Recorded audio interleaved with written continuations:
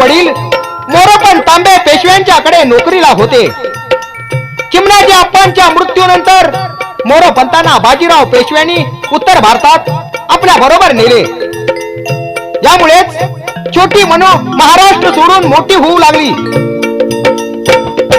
लिहाय वाचाय म्हणू हो शिकली, लिहाय वाचाय म्हणू हो शिकली. भाला तलवार दांड पट्ट्याला, भाला तलवार दांड पट्ट्याला. गरा गरा ही फिरवू लागली, गरा गरा ही फिरवू लागली. घोड्यावरती मांड टाकली, घोड्या